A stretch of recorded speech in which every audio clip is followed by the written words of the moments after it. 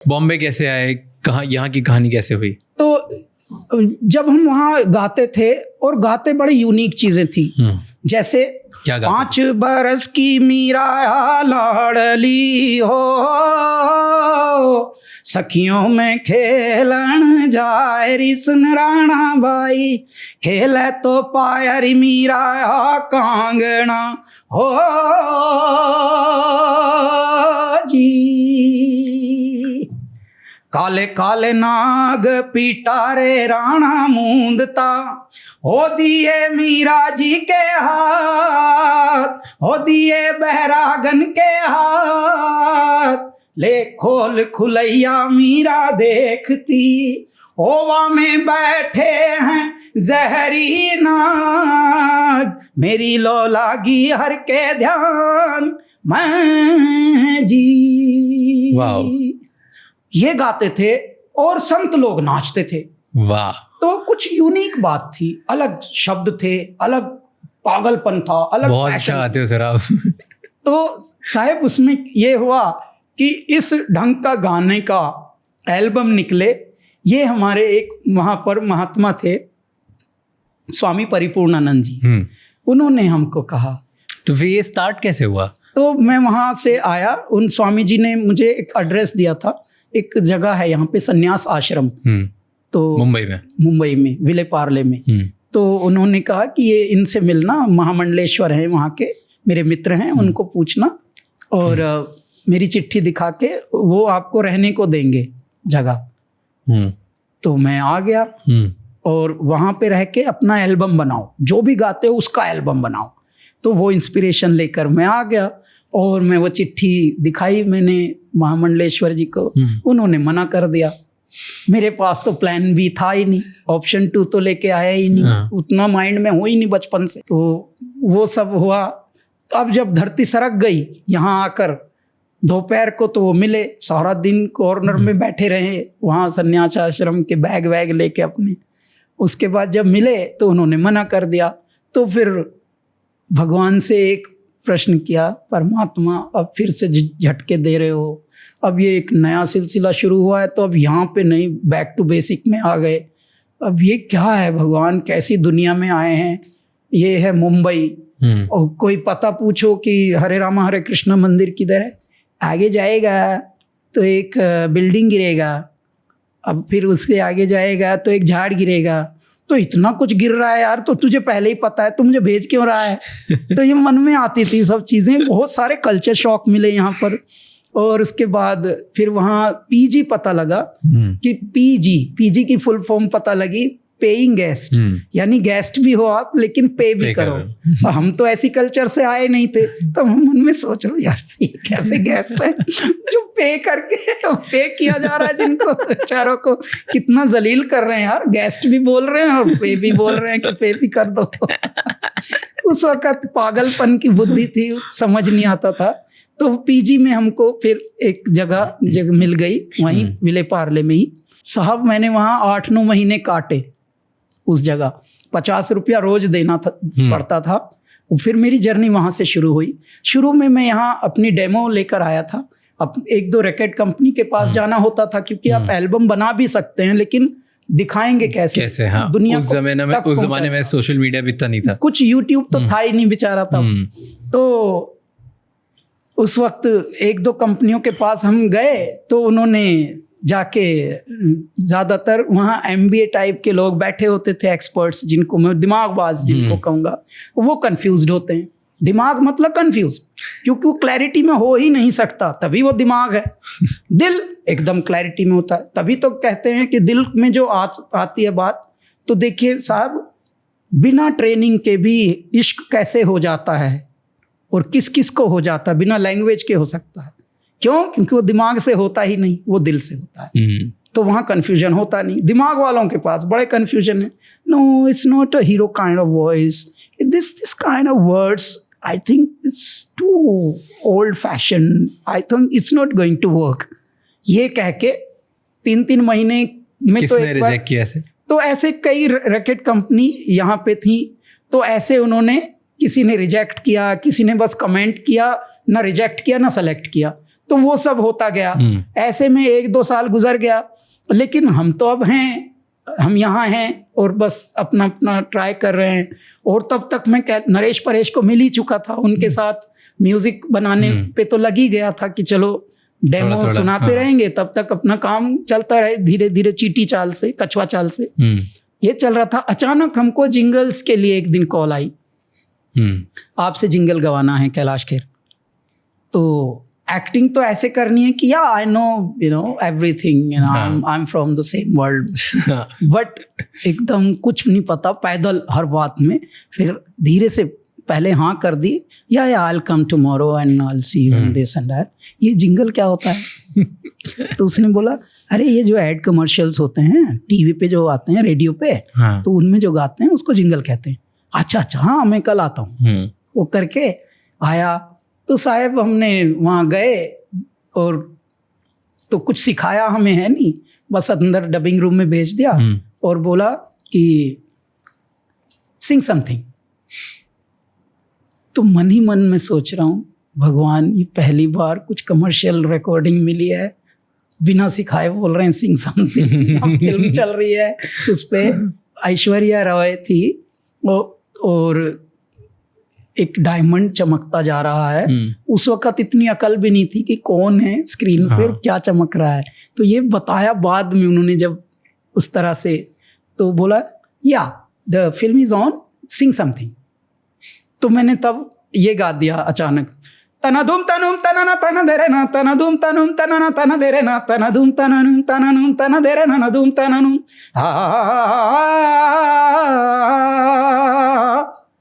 ये कर दिया तो अचानक वहां से कोई एक्सप्रेशन नहीं था कंट्रोल रूम से, बस या कम आउट, कोई रीटेक भी नहीं, कुछ नहीं। तो मन में आया बात बनी नहीं है, बाहर से बाहर ही निकल के जाऊंगा पोपट होने की बजाय, नहीं तो बेइज्जती होएगी। अच्छा वैसे तो अभी इतनी बेइज्जती हो चुकी है कि अब पता भी नहीं है बेइज्जती का मतलब क्या होता है। अब तो यही इज्जत लगती है, बल्कि जहाँ थोड़ा ऐसे तो जब उन्होंने, मैंने जैसे दरवाजा खोला तो बाहर ही खड़ा है कोई, या कम कम, ऐसे कम कम करके वो कंट्रोल रूम में लेके गए। तो बस जैसे ही अंदर गए, wow man, what's your name, where are you from, what a voice man, what a texture, what a compose man, and one take, what a surprise man, where are you from। ये सब करके मैं कुछ reaction ना दूं, मन ही मन सोचूं यार ये थोड़ी दूर ले जाके मार रहे हैं क्या, क्योंकि कुछ समझ नहीं आ रहा भाई, इनको कैसे लूं, ऐसे लूं या वैसे लूं। थोड़ी देर के बाद पता लगा कि उन्होंने बोला या सेंड मी योर इनवॉइस।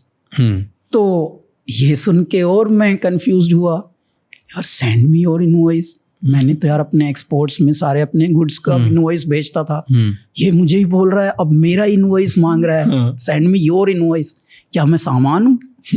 कुछ बिल्कुल पैदल अकल से। तो फिर मैं एक हमारे परिचित थे उन दिनों यहाँ पे, उनसे पूछा कि सर उन्होंने मुझसे बोला सेंड मी योर इनवॉइस, कि हाँ तो भाई अपनी सर्विस का बिल तो आप लेंगे ना, भैया आपने जो कार्य किया उसके लिए आप बिल दीजिए। अच्छा वो है वो, मतलब जो हमने किया उसका भी अब बिल है, मतलब सामान की बजाय हमारी सर्विस का बिल है ये। तो मन में एकदम एक्ट लेकिन ऐसे करना है कि ओ यार ओ दैट ऑफ कोर्स। तो वो वाला एटीट्यूड से फिर मैंने वहाँ इनवॉइस भेजा।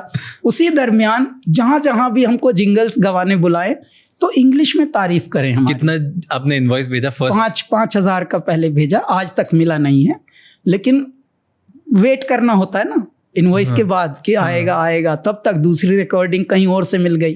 तो धीरे धीरे वाडवाग्नि की तरह बात फैल गई, जंगल की आग की तरह, कि कोई नया वॉइस है, थोड़ा रॉ है, थोड़ा हस्की सा है और थोड़ी कंपैशन सी दिखती है यार उसके वॉइस में। मतलब ये बिल्कुल जो रोजमर्रा की तरह नहीं है, रॉनेस है, एक रॉनेस है, एक थोड़ा अलग उसमें एक है। तो बात तो वैसा करके दूसरी एक रिकॉर्डिंग मिली। जब वहाँ गए तो वहाँ भी इंग्लिश में पहले से बोल रहे, या I heard man his voice is this and that, you know, it's so very real. I've heard the track, man, what he sang. तो ये मैं सुन रहा था ऐसे चुप, उन दिनों में हंसता भी कम था और चुप सुन रहा हूँ, अंग्रेजी में मेरी ही तारीफ चल रही है। तो मैंने इस बार 2000 एक्स्ट्रा बढ़ा दिए इनवॉइस में, 7000 कर दिए। 7000 कर दिए। तो ऐसे धीरे धीरे हम करते करते एक बार उन्हीं दिनों में हमें 3-4 महीने के अंदर अंदर बॉम्बे डाइंग का एक जिंगल मिल गया। और वो जब खुश हो रहे थे, ज़्यादा ही तारीफ भी चल रही थी, तो मैंने भगवान का नाम लेके 20,000 कर दिया। यार ये कुछ बड़ा काम है, लगता है मेरे दाता बस डांट ना पड़े और काम हो जाए। 20,000 का इनवॉइस बनाया साहब, वो इन कैश हो गया। उसके बाद मैं फिर पीजी से 1 BHK में मूव हुआ, वहाँ से हमारी ज़िंदगी चली। इसी जिंगल की ही दुनिया में अचानक हमको एक दिन कॉल आया कि कैलाश खेर, या मैं विशाल बोल रहा हूँ और मुझे आपसे गाना गवाना है। तो मैंने नाम जितने सुने थे, विशाल भारद्वाज बोल रहे हैं आप? कि नहीं, हम विशाल शेखर नाम से करते हैं और मैं उसमें से विशाल बोल रहा हूँ, और आपसे हमें एक फिल्म का गाना गवाना है, तो आप कल आ सकते हैं? हाँ जी आ सकते हैं। गए हम, तो वो गाना था अल्लाह के बंदे। हमने डेमो सुना और उसके बाद अगले दिन उसका फ़ोन आया कि आप कितना फीस लेते हैं? तो मेरे मुख से निकला 50,000। तो एकदम, डूड हैव यू एवर संग एनी फिल्म सॉन्ग? तो उनका नहीं, गाया तो नहीं है। Dude, even A-lister singers like Sonu Nigam, like Udit Narayan, they charge only 10 grand। हाँ उतना ही दे देना। तो ऐसे हम दिमागबाज हुए धीरे धीरे। तो वो हुआ। फिर जब हमने पता किया कि ये फिल्म का नाम क्या है, फिल्म का नाम है वैसा भी होता है पार्ट 2। तो डाउट हुआ थोड़ा कि नहीं ये चूरन दे रहे हैं, ऐसी कोई फिल्म होती है ये पार्ट 2, पार्ट 1 कब आया है? तो ऐसा मन में चल रहा था। लेकिन फिर अरे कोई नहीं, जो मर्जी हो, फिल्मी दुनिया तो नकली दुनिया है, तो क्या पता फुद्दू बना रहे हो किसी को, अपने को तो 10,000 मिलेंगे, बस हो गया, गाना गा के आ जाओ। बस ये हुआ। वो गाना गाया। गाना उन्हीं का था? गाना सब उनका था, आपने गाया? हाँ हमने गाया बस। लिखा हुआ और कंपोज करा हुआ पहले विशाल का था जी, विशाल शेखर का म्यूजिक विशाल ने लिखा था और हमको गाना था। बस 10,000 चुपचाप अंटी में लिए। और ऐसा लगता था उन दिनों, भगवान मैं कमा सकता हूँ, म्यूजिक से भी कमा सकता हूँ।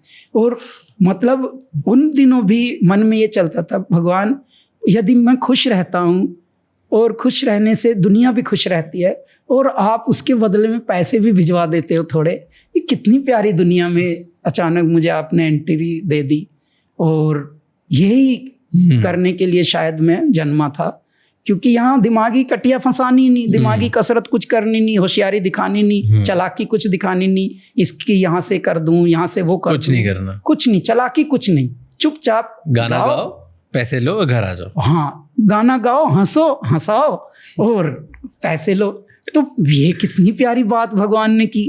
तो ये होते होते अचानक वो गाना जब आया बाहर, तो जिन्होंने मेरी एल्बम उस वक्त डेमो सुन सुन के रिजेक्ट की थी, it's not a hero kind of voice, उनका फिर फोन आया उस कंपनी से कि we are ready to release your album. कौन सी कंपनी से? और Sony music. Thank you so much ये क्लिप एंड तक देखने के लिए। अगर आपको और भी ऐसी क्लिप्स देखनी है तो राज शमानी क्लिप्स चैनल को सब्सक्राइब कर लीजिए।